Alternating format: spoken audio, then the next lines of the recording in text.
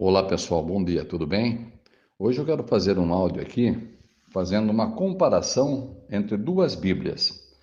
A chamada Bíblia apologética, que foi usada pelo ICP para, por assim dizer, explicar versículos que, segundo eles, são mal aplicados pelas religiões, pelas seitas, né? E obviamente que quase que 95%, pelo que eu vi aqui, da seita, entre aspas, que eles colocam, são as testemunhas de Jeová. Mas eu não vou meter aqui na questão desses comentários. Eu quero mostrar aqui a comparação entre a tradução do Novo Mundo e essa Bíblia apologética. É interessante que aqui no seu prefácio existe uma nota, logo no comecinho, que eu queria destacar, onde mostra por que essa Bíblia foi usada, essa tradução que eu vou analisar aqui, pelo ICP. Diz assim, olha, a Bíblia apologética usa como base a tradução de João Ferreira de Almeida, edição corrigida e revisada. Notem agora, fiel ao texto original, publicado pela Sociedade Bíblica Trinitariana. Bem, então eles dizem que usaram aqui uma Bíblia fiel ao texto original. Então vamos ver se isso realmente procede ou se é algo que, bom, você que vai ouvir vai poder analisar. Eu não vou aqui falar nada sobre isso, você vai analisar. E vou usar, obviamente, a tradução do Novo Mundo, que é muito atacada pelos pastores, né? Alguns chegam até a dizer: olha, você tem uma Bíblia que eu não indico nem recomendo, é a tradução do Novo Mundo. Então eles colocam a tradução do Novo Mundo como fosse um gibi, vai entender isso. Mas quem pesquisa, quem estuda sem preconceito, sabe que a tradução do Novo Mundo é superior a todas essas Bíblias que a cristandade fez até agora. Não tem nem o que comparar, nem o que comparar. Quem já pesquisou, né, independente de dogmas, independente de organizações religiosas, sabe que a tradução do Novo Mundo realmente é a melhor de todas. Mas isso aí nós vamos mostrar nessa comparação que eu vou fazer aqui.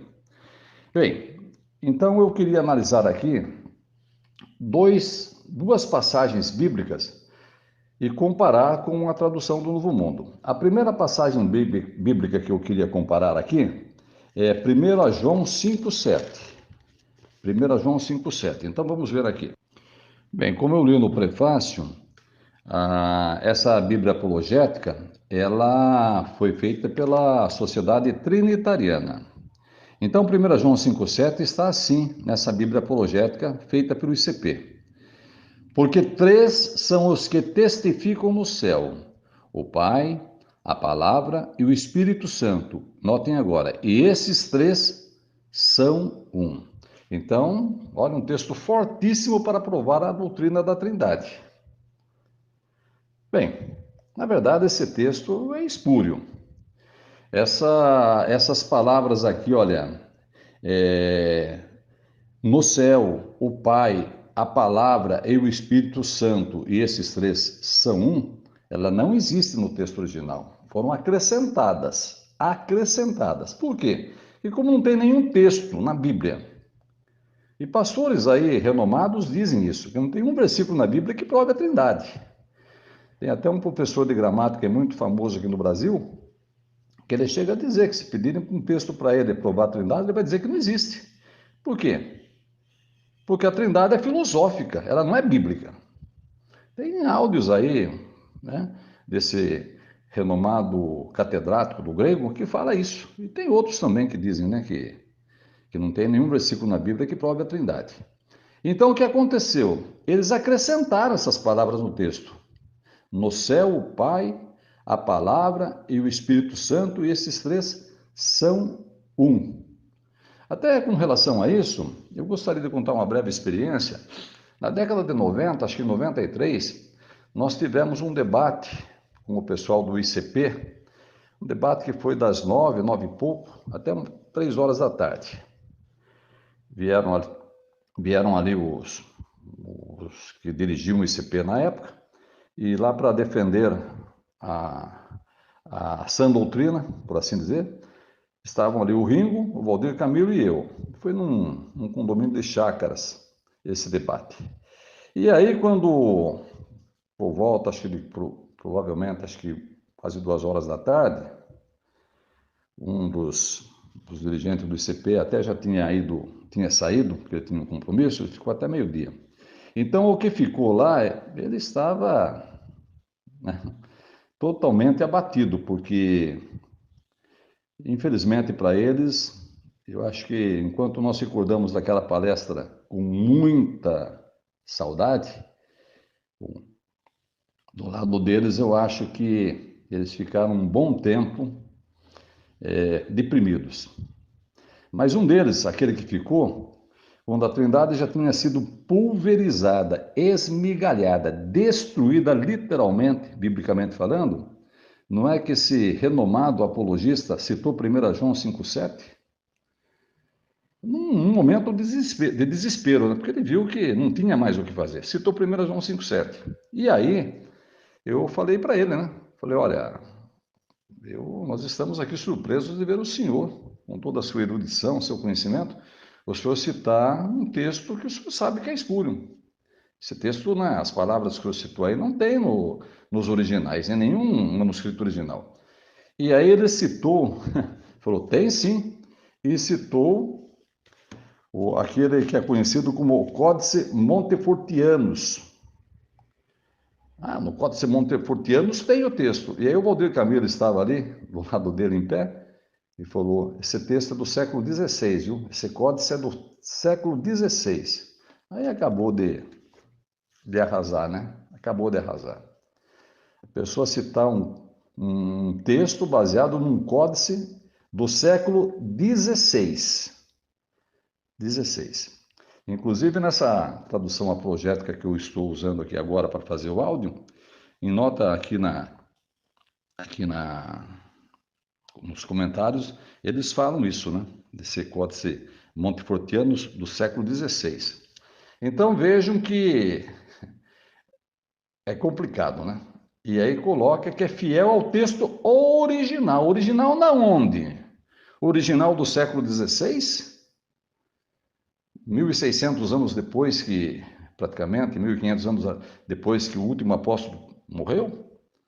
Gente, é complicado. Vejam até onde vai, né, a sinceridade das pessoas para tentar provar uma doutrina que é pagã, uma doutrina que veio do paganismo. Bem, mas como é que a tradução do Novo Mundo coloca esse texto? A tradução do Novo Mundo traduz da forma correta, porque 3 são os que testificam, ou são 3 os que dão testemunho. Note, são 3 os que dão testemunho. Para aí. E no versículo 8 fala que esses 3 que dão testemunho é o Espírito, a água e o sangue. E os 3 estão de acordo. Então não tem nada de no céu, Pai, Palavra, Espírito Santo, e esses 3 são um. No passado se usava muito, né? Usavam muito esse texto para tentar provar a Trindade. Depois ele ficou tão desqualificado, né? Foi tão destruído pelos argumentos que se usava para provar que esse texto era espúrio, que daí as pessoas pararam, né? Por isso que nós ficamos surpresos quando esse líder do ICP citou esse texto no momento de puro desespero. Bem, mas eu falei que ia analisar aqui duas passagens, né? Vamos agora para a segunda passagem. A segunda passagem que eu quero analisar com vocês aqui é de 2 Crônicas, capítulo 21. Aqui fala da morte do rei Jeorão. Quero resumir bem? Então, 2 Crônicas 21, 20 diz assim, de Jeorão. Era da idade de 32 anos quando começou a reinar, e reinou 8 anos em Jerusalém, e foi sem deixar de si saudades. E sepultaram-no na cidade de Davi, porém não nos sepulcros dos reis. Então fala aqui da morte de Jeorão. Ele começou a reinar com 32 anos e reinou 8 anos e morreu. Bom, 32 com 8, ele morreu com 40 anos. Mas aí que vem o detalhe. Vejam agora o 22, 1 e 2 de 2 Crônicas. Diz assim, olha, capítulo 22, 1 e 2.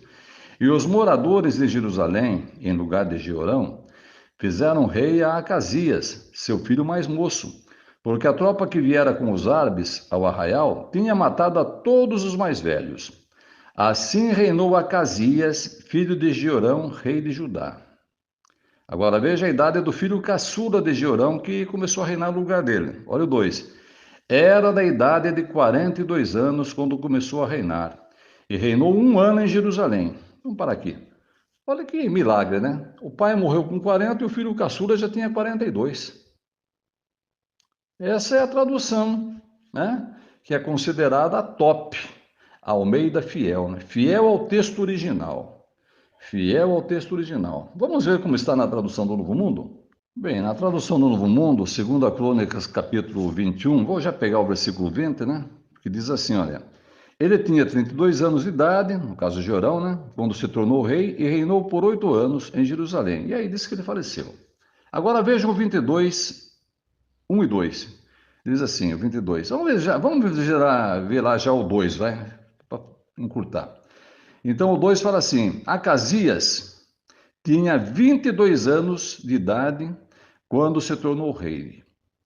Então note que agora aqui fala que esse Acasias, o filho caçula de Jeorão, tinha 22 anos de idade quando se tornou rei. Agora dá, né? Porque na Almeida Fiel, baseada no texto original, fala que o pai morreu com 40 e o filho caçula já tinha 42. Agora aqui na Novo Mundo, não. O pai morreu com 40, mas o filho caçula tinha 22 anos. Dá para comparar uma com a outra? Tire sua conclusão, ou tire sua conclusão, né? Então, por que os pastores tentam denegrir de todas as formas a tradução do Novo Mundo? Porque eles sabem que a tradução do Novo Mundo realmente é a melhor, e quando uma pessoa tem contato com ela e começa a ler com sinceridade e analisar junto com outras traduções, traduções de peso, viu? Vai ver que a tradução do mundo realmente é a melhor tradução que existe. Como digo sempre, há quase 50 anos, conversando com pessoas a respeito de traduções, não sou nenhum erudito, obviamente, mas até hoje nenhum deles conseguiu provar que tem uma tradução melhor que a Novo Mundo. Certo? Um bom dia a todos e que Jeová continue nos abençoando e nos protegendo.